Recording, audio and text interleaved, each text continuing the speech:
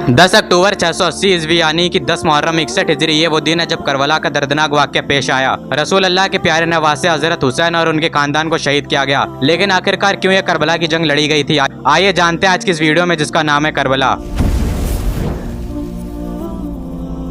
हजरत हुसैन वो शख्सियत हैं जिनकी दास्तान आगे आने वाली नस्लों को सुनाई जाएगी, क्योंकि शख्सियत इतनी अजीम है जो आज भी करोड़ों लोगों को हक की राह पर शहीद होने का जज्बा पैदा करती है। हजरत हुसैन और उनके साथ उनके 72 साथियों ने बड़ी बहादुरी के साथ हजारों का मुकाबला किया था।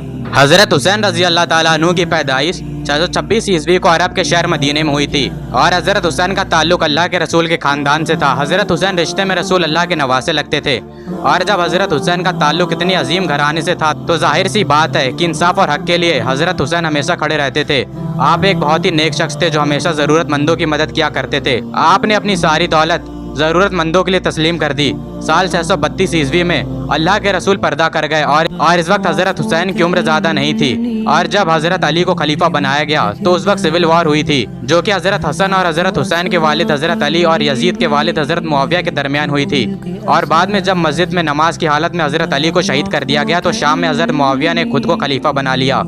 हजरत अली के बाद लोगों ने हजरत हसन को खलीफा मान लिया था, लेकिन मुसलमानों के बीच और खून खराबा ना हो इसलिए हजरत हसन ने खिलाफत हजरत मुआविया को दे दी और फिर हजरत मुआविया भी वफात पा गए। उनके बाद उनके बेटे यजीद ने किसी तरह खुद को खलीफा बना लिया और लोगों से बैत लेने लगा, लेकिन हजरत हुसैन ने यजीद की बैत करने से इनकार कर दिया और उस वक्त हजरत हुसैन का मुकाम आलम इस्लाम में बहुत ऊंचा था। हजरत हुसैन जंग करना नहीं चाहते थे।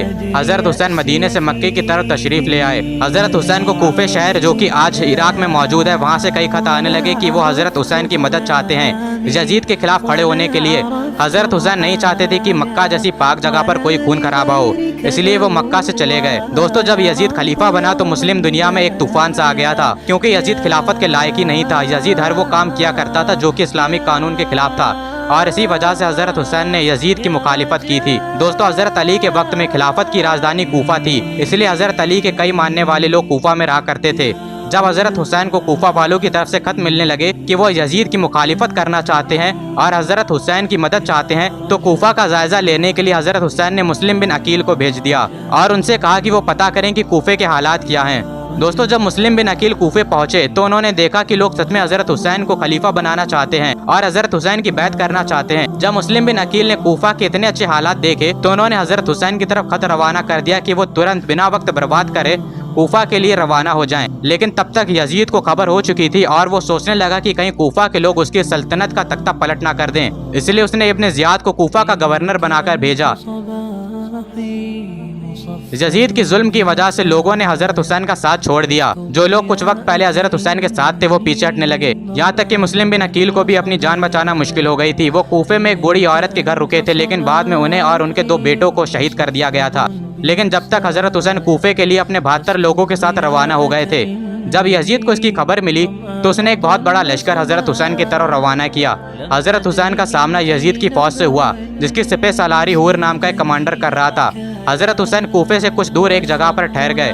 वो जगह जो कि एक रेगिस्तान जमीन थी जहाँ पर जर्रा बराबर भी पानी नहीं था और उस जगह का नाम है करबला। जहाँ पर हजरत हुसैन ने खेमे लगा रखे थे उस जगह को यजीद की फौज ने घेर लिया था। हजरत हुसैन ने यजीद की फौज से जब पानी मांगा तो उन्होंने मना कर दिया। हजरत हुसैन के साथ उनके छोटे छोटे बच्चे भी मौजूद थे। हजरत हुसैन के लिए इस फौज ने पानी बंद कर दिया था। हजरत हुसैन और उनके 72 लोग कई दिनों से पानी के प्यासे थे और वो भी एक रेगिस्तान में जहाँ पर गर्मी अपनी शबाब पर थी। कुछ वक्त बाद हजरत हुसैन ने इस फौज के खिलाफ जंग करने का फैसला लिया। हजरत हुसैन की तरफ से कई लोग गए और उन्होंने इस फौज का मुकाबला किया और कई सिपाहियों को कत्ल किया, लेकिन कुछ वक्त बाद वो भी शहीद हो गए। हजरत कासिम बिन हसन इमाम हसन के बेटे थे और हजरत अली के पोते थे। करबला की जंग में हुसैन का भतीजा था। हजरत हुसैन ने हजरत कासिम बिन हसन को जंग करने से मना कर दिया, क्योंकि हजरत कासिम बिन हसन बहुत छोटे थे। उनकी उम्र तकरीबन 13 से 16 साल के बीच में थी। हजरत हसन ने अपने भतीजे को मैदान जंग में जाने से रोक लिया।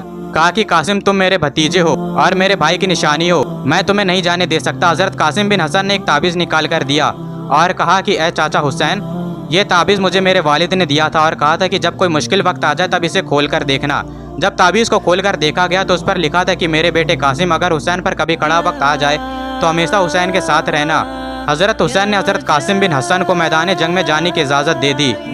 एक एक करके कई सारे सिपाहियों को हजरत कासिम बिन हसन ने कत्ल किया جب فوج کے کمانڈر عمر بن سعد نے دیکھا کہ مقابلے میں حضرت علی کے پوتے قاسم بن حسن آئے ہیں تو وہ کہنے لگا کہ اکیلے قاسم کا مقابلہ نہیں کیا جا سکتا ہے۔ اس نے حکم دیا کہ سب لوگ ایک ساتھ حملہ کرو۔ سب نے ایک ساتھ آپ پر تیر چلائے اور ایک تیر آپ کی گردن پر لگا اور حضرت قاسم بن حسن کو شہادت نصیب ہوئی۔ جب حضرت علی کے بہادر بیٹے حضرت عباس نے اپنے بھتیجوں کی پیاس کو دیکھا اور ان سے رہا نہیں گیا اور وہ مسکزہ لے کر پانی لینے کے لیے چل دیے۔ جب یزیدیوں نے دیکھا کہ حضرت عباس آ رہے ہیں تو ان میں کوہرام سا مچ گیا، کسی میں بھی اتنی ہمت نہ تھی کہ وہ حضرت عباس کا سامنا کر سکیں۔ حضرت عباس نے حضرت حسین کا جھنڈا اٹھا رکھا تھا، اس لیے انہیں عالمدار بھی کہتے ہیں۔ حضرت عباس نے کئی سارے سپاہیوں کو قتل کیا، یہاں تک کہ انہوں نے پورے لشکر کے بیچ میں سے جا کر پانی کو لے لیا تھا۔ انہوں نے پانی کو اپنے ہاتھ میں لیا اور چھوڑ دیا، کہا کہ آقا حسین کے بنا زندگی کس کام کی، پھر زندگی کس کام کی۔ انہوں نے پانی بھرا اور وہاں سے چل دیے۔ یزیدی گیدڑوں کی طرح چھپے ہوئے تھے۔ جب حضرت عباس میدان میں آئے تو انہوں نے چھپ کر حضرت عباس پر تیر چلائے۔ ایک تیر مسکزے پر لگا اور پانی بہنے لگا۔ انہوں نے دھوکے سے حضرت عباس کے ہاتھ پر حملہ کیا اور ان کے ہاتھ کو شہید کر دیا اور حضرت عباس کو شہادت نصیب ہوئی۔